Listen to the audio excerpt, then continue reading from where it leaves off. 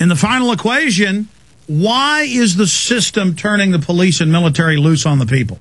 Why do they want you to be intimidated by them? Why do they want you to know they're thugs? Why do they want you to know they're trampling the Constitution? Because $23.7 trillion and growing has been stolen in the last 10, 11 months. And that's more than we could ever pay back. It's all made up fiat money given to private banks. They then loan it back to our own nation at interest. And they're only getting started. And they're announcing that they're going to go ahead and start killing old people. Covered in Newsweek, the case for killing Granny. And they're announcing $15 million fines for garage sales if you sell any recalled products in the last decade. And they're announcing no more farms or ranches that can have private sales of their food without government permits.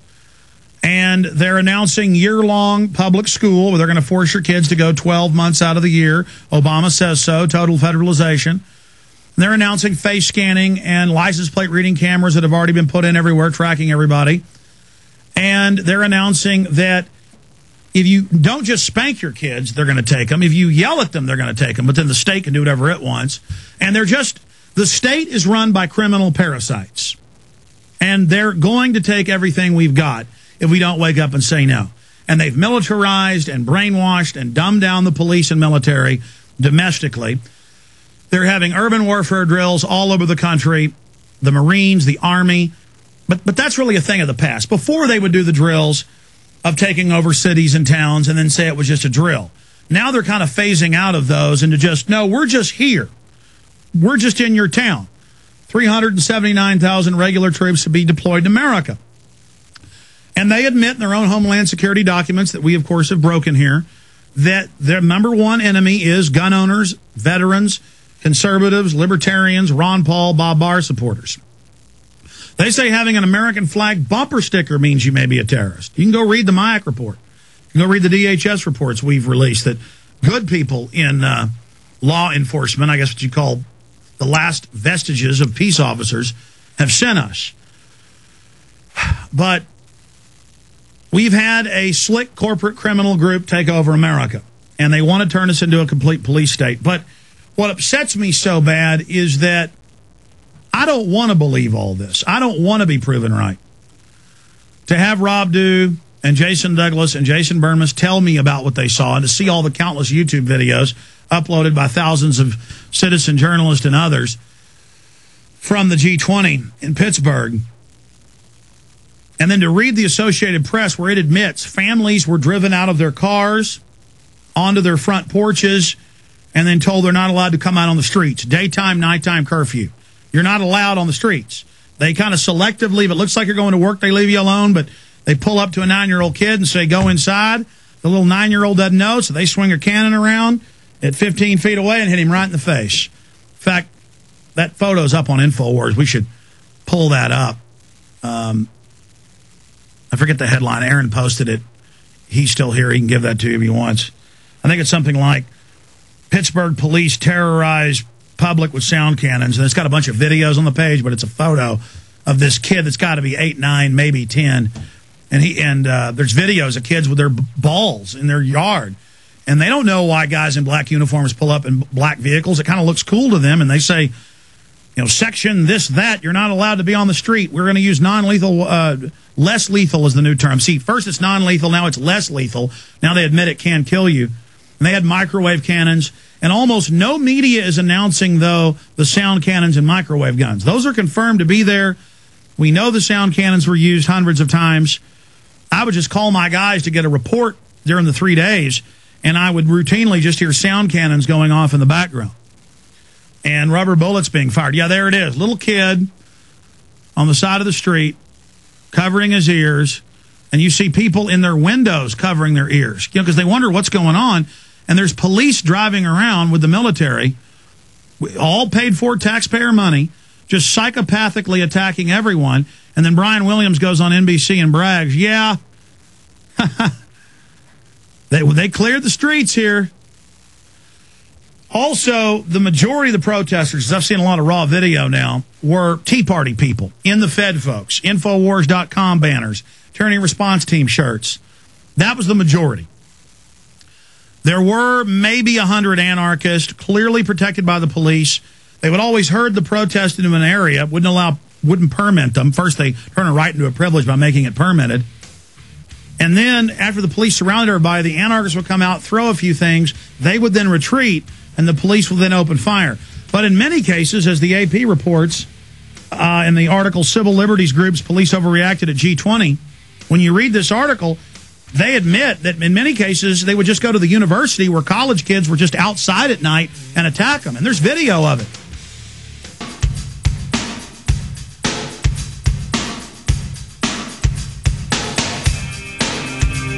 We're back live.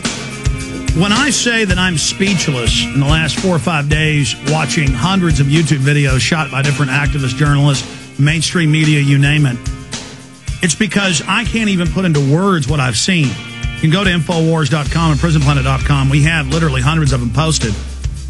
Dozens and dozens of pages, with each page as many as 10, 15 videos. And they went into the shopping districts, and you see all these old women and tourists with their handbags, and they'll walk up to the police and say, "What's going on?" And the cops will hit them with their billy clubs, and then big German shepherds biting women and blood pouring out of them. I mean, they're just nuts. And folks, the German people were some of the most moral, hardworking in Europe in the 20s and 30s. They were much more moral than the average American is today. We're pretty decadent, and we think evil's cool and tough. And look at how when their leader told them do all these evil things, they did it. And I know I get letters from police and emails every day, and every time we open the phones up for just police, they call in droves, they send us documents. I know there are a lot of good police. I wrecked a car one time, drove through the edge of a tornado, blew me off the road in between Johnson City and Fredericksburg. The 2 state policemen that came were big fans of the radio show, told me about different shows they'd listen to. I run into police all the time. I had police in L.A. come up to me on the street that were fans. The last 3 times I've flown to Los Angeles on business, consulting on Jesse Ventura's TV show that's coming up, I would have the TSA leaving Austin and coming back from Austin say they were fans and ask for my autograph on 2 different occasions. So I use that as a gauge that all the police and military aren't bad. But what am I to think when the police 3 times we know of, Wednesday night, Thursday night, and Friday night, went on to Pitt because they said in the city and in the suburbs, no one is allowed on the streets day or night. And they invoked some state emergency law. You can hear them broadcasting it. And people walk up to the police like the police are supposed to be human beings, and they say, "What are you talking about? This is the university." And we're showing video right now of the police dogs biting people. And these old women, these tourists say, "Why are you letting the police dogs do this?" And they attack the old women. I mean, folks, they were in mainline shopping districts, mainline neighborhoods. My guys would try to run away from the police when they were attacking small demonstrations. They'd go down side streets. They'd run for an hour. And they'd go in a coffee shop and be waiting and shoot video of, and we've got some of this stuff posted, of armored vehicles just driving down the street, randomly blasting neighborhoods. It's just, I can't believe the police are this bad. And I know it's mob psychology. They say you can take a lot of upstanding people and put them together in a mob situation or a wild situation. They'll do bad things. I understand adrenaline, and I try to rationalize it. It really freaks me out to my core. It freaks me out that here in Austin they take blood without warrants. You know, it freaks me out that we're going to be talking about all that with Rob Dew, who got arrested, and Jason Burmas, who was there with him, and then Luke Radowski coming up next hour. But I need to shift gears into other subjects. On Friday's show, I had Paul Hartman Google the term New World Order and click Google News, and I counted up the stories. There were a whole bunch of different blocks of stories that said 3,000, 4,000, 1,000, 2,000 under the term New World Order, just blocks of stories. I checked it yesterday. It was over 12,000 stories with the term New World Order in them. The first block has 7,928. The second block has 144. You scroll down, so I can read. The next block has 807. Another block has 394. And if you count up the first page, it's well over 10,000 yesterday. And it looks like it's well over that today. And these are new articles. I went to my parents'